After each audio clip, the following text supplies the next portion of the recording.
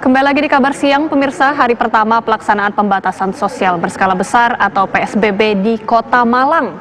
Banyak masyarakat pengguna jalan yang tidak mematuhi prosedur kesehatan. Petugas pun menerapkan sanksi dengan meminta pengguna jalan memutar balik arah.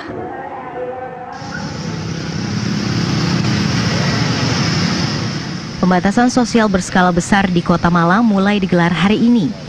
Pada pelaksanaan hari pertama PSBB di Kota Malang ini, masih banyak warga pengguna jalan raya yang tidak mematuhi prosedur kesehatan, salah satunya seperti tidak memakai masker. Pengguna jalan yang tidak memakai masker oleh petugas diminta putar balik arah atau tidak boleh masuk ke wilayah Kota Malang. Selain itu, petugas juga memeriksa KTP asal para pengguna jalan, serta melakukan penyemprotan disinfektan ke semua kendaraan yang masuk wilayah Kota Malang. Pos pemantauan PSBB ini terletak di sejumlah titik perbatasan Kota Malang. Sementara di Kota Batu, Jawa Timur, pasar tradisional pagi belum sepenuhnya menerapkan ketentuan prosedur kesehatan dalam PSBB. Terlihat para pedagang maupun pembeli mengabaikan jarak fisik maupun jarak sosial. Bahkan masih ada pembeli maupun pedagang yang tidak memakai masker. Padahal penempatan lapak pedagang telah diatur dengan jarak 1 meter antar pedagang. Tidak hanya itu, bahkan di pasar tersebut telah diberlakukan one way gate atau satu pintu, namun masih tetap dilanggar oleh pedagang maupun pembeli. Penerapan pembatasan sosial berskala besar Malang Raya di Kota Malang, Kabupaten Malang, dan Kota Batu bertujuan untuk memutus mata rantai penularan virus COVID-19. Dari Kota Malang dan Kota Batu, Jawa Timur, Edi Cahyono, TV One mengabarkan. Dan untuk mengetahui perkembangan terkini pelaksanaan PSBB di Kota Malang, kami sudah terhubung dengan Wali Kota Malang, Bapak Sutiaji.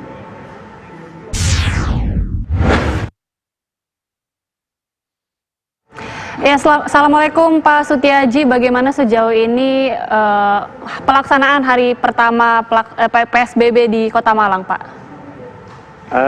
Jadi tadi pagi sekitar pukul 6, Porpindah kami Pak Kapolresta Malang Kota dengan Pak Wawali, Pak Asek, dan seluruh UPD terkait, kami meninjau ke titik-titik. Satu titiknya adalah checkpoint. Ada 3 titik atau 4 titik yang tadi pagi kami tinjau. Memang awalnya masih banyak pelanggaran ya. Jadi ketika banyak pelanggaran, maka mau tidak mau mereka harus mentaati apa yang menjadi ketentuan sesuai dengan peraturan wali kota yang sudah kita tertibkan. Dan perlu kami sampaikan bahwa di sini adalah PSBB-nya adalah Malang Raya, sehingga yang dihadang itu adalah kalau mobil roda 4 tentu mobil yang bernomor plat di luar Malang Raya. Kalau untuk di mobil di Kota Malang tetap juga ada protapnya, ada sampling tapi tidak seluruhnya diambil, ada sampling sambil memberikan sosialisasi bahwa ketika tidak alamatnya satu alamat maka dia di depan 1, di belakang 1, dan kalau ada kursi seperti minibus itu 1 atau 2, hanya benar-benar menjaga jarak. Demikian juga kendaraan roda 2. Kalau tidak ber-KTP Malang Raya, nopolnya tidak Malang Raya, maka harus bergeser dilihat kepentingannya apa. Karena ada yang hanya melewati saja, lewat ke dia aslinya orang Blitar, tapi lewatnya lewat ke melewati wilayah Kota Malang. Ada yang memang tujuannya, tapi tujuannya tidak signifikan harus dilakukan itu. Contoh saja tadi ada dari Sidoarjo pengguna pemakai ini roda 2. Nah, ditanya kebetulan apa untuk tanda tangan, Pak? Tanda tangan apa? Tanda tangan sertifikat. Ini kan bisa sebenarnya tidak harus hari itu. Tapi karena kita toleransi, Sidoarjo datang ke Malang kan jauh, maka kami siapkan, tolong Mas duduk di sini, Pak Sekda saya minta untuk telepon ke Pak Lurah. Jadi alamat yang dituju tadi sesuai dengan KTP yang dimintai tanda tangan orang Dinoyo, Kecamatan Lokwaru, maka petugas yang ada di kelurahan, gugus tugas yang ada di kelurahan segera meluncur ke titik sasaran orang yang tadi, dibawa kepada posko pantau yang ada di checkpoint yang menemukan orang Sidoarjo tadi. Inilah yang hemat saya itu bentuknya persuasif dan humanis ya, tetap kita berikan kelonggaran, artinya kelonggaran yang tidak menubruk dengan aturan, tapi kita bagaimana harapannya tumbuh dari masyarakat itu sendiri, yang pertama. Yang kedua, ketika bisa dikomunikasikan dan tidak menubruk protap COVID-19, tentu itu masih bisa kita lakukan bersama-sama. Baik, artinya masih ada toleransi dan diharapkan juga timbul kesadaran dari masyarakat sendiri. Bagaimana sebenarnya teknisnya Pak? Apakah setiap kendaraan ini akan diberhentikan untuk dicek atau dilihat dari jauh? Mungkin seperti apa Pak? Dicek, jadi roda 2 pintu lain, terus nanti roda 4 juga pintu lain, dicek ya.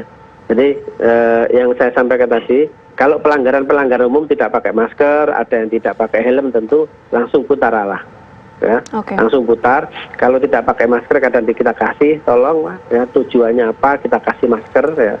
Sebagaimana tadi ya, ini cek pergerakan orang. Tapi kendaraan-kendaraan yang tadi saya sempat lihat ada beberapa ya, ada 4 kendaraan.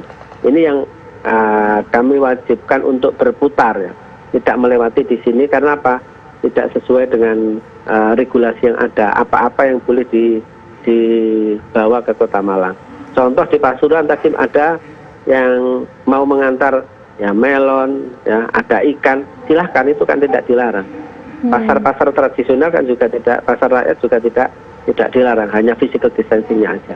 Iya, salah satu titik kerumunan masyarakat tentunya kita ketahui pasar tradisional Pak, dan kita lihat juga berita sebelumnya meskipun sudah diterapkan begitu ya physical distancing seperti beberapa kios yang berjarak, namun memang pada kenyataannya kita melihat masih belum efektif. Ini seperti apa Pak upaya lanjutan nantinya?